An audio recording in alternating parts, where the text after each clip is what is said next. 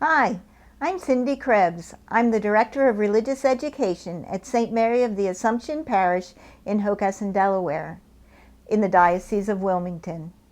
I am extremely honored to join the Archdiocese of Newark catechists for this virtual formation program. And I wish to thank the Pflaum Gospel Weeklies for inviting me and for sponsoring our session. In this presentation, I want to address 3 ideas which I hope will lead you to reflect upon and creatively build upon ways to help your parish families grow in their Catholic faith. The first thing we will talk about is the shifting focus of religious education due to a variety of reasons, but especially highlighted during this time of shutdowns and coronavirus concerns.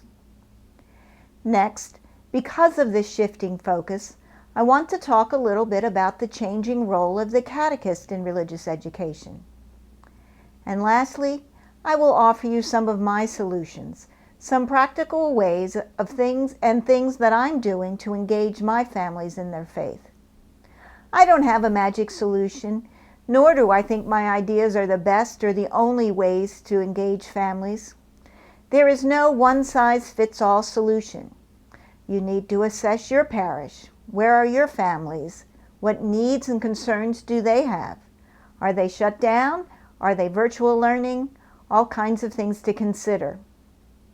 I can just tell you what I am doing for my parish families and hope it will spark something for you to help you engage yours. First, let's begin talking about the shifting focus of catechesis as a whole. There seems to be a trend over the last few years, even in pre-pandemic times, of moving faith formation away from that traditional CCD prep classroom setting, where the kids were at tables or desks and the catechist was seen as teacher. It's a shift to a more family-focused approach. It is not totally disregarding that traditional catechesis, but there is definitely a greater emphasis on involving the family in educating their own children in the faith. Publishers have been adding a family component. Catechesis options for families have been opening in many parishes. DREs have been racking their brains and trying to come up with creative ideas to not only get the kids, but also their parents in the door. Even here in the Diocese of Wilmington, during our Diocesan Professional Day last month, our Bishop Maluli mentioned in his opening comments how important it is to engage parents and families in the faith formation of their own children.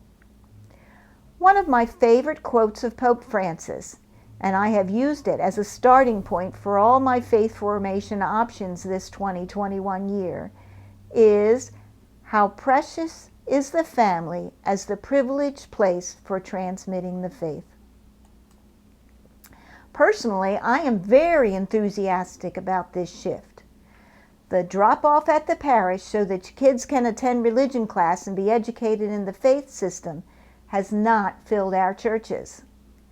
It has been my experience as both a Catholic school teacher and a director of religious education that if the family is practicing the faith, praying with their kids, having faith conversations, attending Mass, reading Bible stories, if they have religious articles in their home, then the parish or school efforts to educate a child in the faith are much more likely to be successful. A child learns best when what they are learning is part of their lived experience. How many times have you heard a child trying to learn algebra say, "How am I ever going to use this?" If it's part of their lived experience, it will be easier to learn. It just makes more sense to them. The new Directory of Catechesis describes the family, among other places, as a suitable place for what it calls casual catechesis. In paragraph 223, it states that places of casual catechesis create more familiar relationships and offer a more visible connection with everyday life. The directory states that places of casual catechesis can turn out to be more compelling than formal opportunities of learning the faith. It only makes sense that if it is something learned from the people a child trusts the most, then there is a greater chance of that faith sticking, a greater chance of them being formed more deeply in the faith. So then you might ask, if we are putting more responsibility on the parents to educate their own children in the faith, what about our catechists? What about our warm and loving, faithful people who just love our faith so much they want to share it with others? What is their role in this new shift to emphasize family faith formation? Do we still need them? My answer is yes, a resounding yes. The catechist's role may be changing a little bit, but their enthusiasm and their witness of the faith is still very much a vital part of transmitting the faith to the next generation. We can look to Pope Francis and the new Directory of Catechesis for some direction on where the role of the catechist is going. From the very beginning of his papacy, Pope Francis has talked about accompaniment. But he has not only talked about it, but he shows us what it means by how he goes out to the marginalized and spends time with them. The role of catechist is shifting from strictly being seen as teacher to being someone who accompanies a family on their faith journey. So let's pause for a moment and think about it. What does it mean to accompany? The new Directory of Catechesis describes the art of accompaniment using some key action words. What is it that we do to carry out God-centered accompaniment? First, it requires us to go out.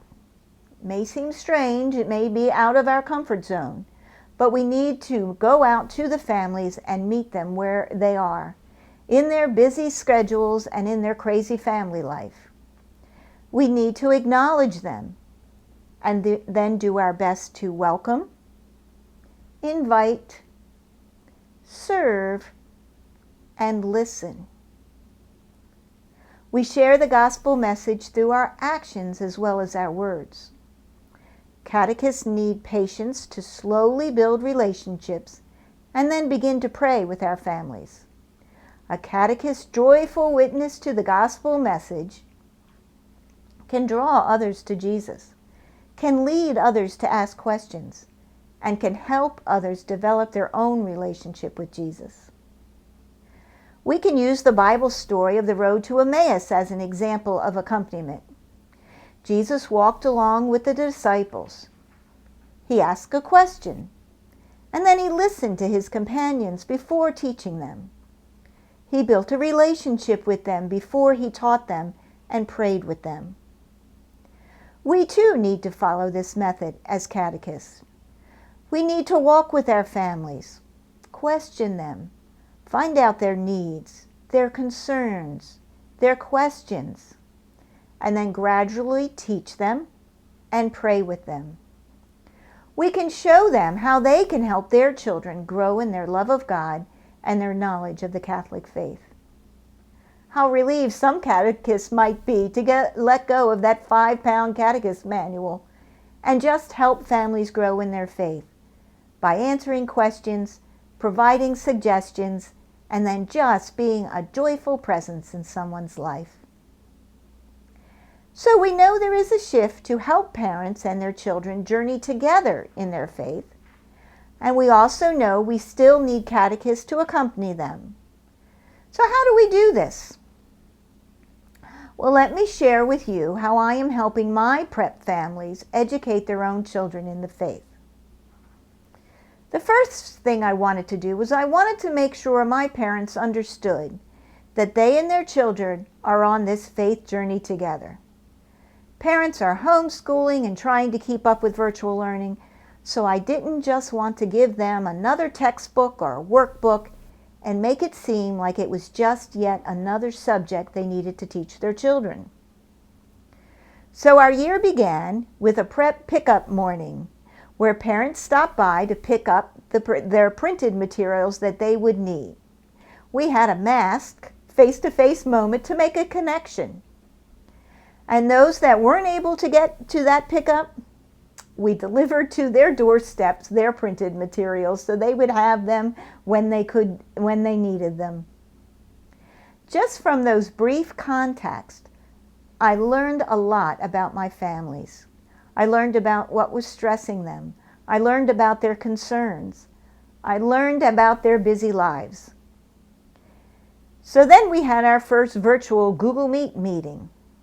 And after a rousing game of a Mass-themed Kahoot, I talked to the parents. I encouraged the parents to do two things. The first thing they were going to do this year during this crazy time was to pray with their children. And the second thing I wanted them to do was to have faith conversations with their children. They should talk with their children about their faith, encourage their children to ask questions, and to help them find the answers together. I told them they didn't need to know everything. They just needed to find the answers together. To help the families do this, I decided to use the Pflaum Gospel Weeklies program. I felt they provided the support the families needed to do the two things that I had asked them. The Gospel Weeklies are printed as weekly leaflets with the Sunday Gospel at the heart of each. It is especially convenient when there are multiple children varying in age. The family can spend some time reading the Gospel together, talking about it, and then listening for that Gospel story when they attend Mass either in person or virtually that week. I told them if that is all they got done that week, then at least they were getting to know Jesus better, and that would be fine. Each weekly also contains a story that the children can connect with, something about a child their own age, and then provides discussion questions to help the families hold those faith conversations I was asking them to have. Each weekly also helps the children think about how that gospel story helps them live as a disciple of Jesus. Matthew Hallback, in his book that gives highlights and a summary of the new Directory of Catechesis, tells us that by keeping the gospel message in focus and connecting it with life experience, the value of faith becomes clearer, making it more appealing. I feel the Pflaum Gospel Weeklies are the perfect program for my families to do this. And as a bonus, the program comes with parent guides that walk through the weekly leaflets with their children. They are a simple 1 to 1.5 page steps of what to say, the answers to the puzzles, everything's there, simply stated and user-friendly. The publisher also provides weekly videos, word of the week, online or printed quizzes, and unit tests. To make all of those things more easily accessible to my families, I'm using an app called Flipgrid. Families can go to the Flipgrid app or to their website and log in to their level Gospel Weekly. There they can find everything in one place. It also provides a method of accountability. Flipgrid allows for virtual classrooms where topics and assignments are posted. I post a topic for each weekly with links to the videos, to the Sunday readings, to the weekly quiz for the older students. The thing I really like most about Flipgrid is their use of videos. The students can choose to respond to a discussion question in a minute or so video. The first grade Promise Weekly for September 27th had the students practicing the sign of the cross. So their response video was to show their child making the sign of the cross. Boy, did I get some adorable videos coming across of first graders making that first beautiful sign of the cross. Older students usually have a choice of options with different questions based on the work of the weekly for that week. One week talked about how their family serves others. Another week might have been tell a parable in their own words. I've got some great videos, and it's perfect for the child who does not want to do another online quiz. But using Flipgrid is just one way I support my families. We also do monthly Zoom-style meetings with the whole family where we might play a Kahoot game or a Jeopardy-style game. We might answer some poll questions, discuss how things are going, and answer any questions that anyone has. At this time, I might also suggest adding a prayer together to their day or offer a discussion question. I am trying to figure out a way to do a virtual scavenger hunt. It's not turning out. It keeps coming out as more of me asking riddles and having them figure out the answer. Doing all of this virtually is difficult, but I feel like I'm fortunate that I began my family catechesis program last year, so most of my families at least have those in-person session memories and kind of get how I am adapting it all to virtual life. If you have a large program, families can be divided into small groups with a team of catechists, 2 on each call, assigned to meet with them monthly, bring their concerns back to the parish, or offer them suggestions, answer their questions. In a smaller group, there'd be easier to have a discussion and easier to build those relationships needed. I also send a weekly email each Saturday afternoon. I call it my Celebrate Sunday, with resources attached to it like a Mass Missal to follow along with the prayers and readings for virtual or in-person Mass, youth readings that has some keyword glossary with them to help the children understand the readings better, a coloring page for the little ones that's related to the gospel story, and resources for a feast that might be that week. October 4th was St. Francis, so we had some information about St. Francis. We had information and how to pray a rosary for the month of October.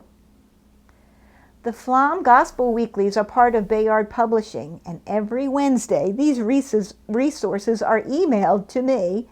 I just download what I think my families will use and send them out each Saturday to remind the families to celebrate Sunday, to do something special to make that day holy. In this way of catechesis, one hurdle that may need to be addressed is convincing parents that they can do this. They don't need degrees in theology to teach their children the faith. I tell them if they can coach their child's soccer team and not be a world-class soccer star, then they can certainly coach their child in the Catholic faith without being a theologian. It is important to accompany your families and not just say, "Here, do this." Offering ideas and suggestions is great, but you also need to recognize that no two families are alike. How they implement your program or do your suggestions will have to best suit their family life, or it will be meaningless. I try not to be too specific when giving ideas or suggestions. I try to give them a variety of ways that they might accomplish the same goal. Reading the Bible story for the week can be done around the dinner table, can be a bedtime story, or it can be the family gathered before Friday night movie night. So, in conclusion, in my mind, helping families grow in their faith together, helping them build healthy habits of holiness like this Catholic Link infographic suggests, and encouraging them to attend Mass, have religious articles in their class, use Catholic social media, pray with their kids. Help them to feel part of the parish community. This is where catechesis is headed and where I think it's most effective. Guiding kids and parents together and supporting the parents as they take on the responsibility to raise their children in the faith will make a stronger and more vital Catholic Church. Thank you so much for attending this session, and I hope your creative gears are moving.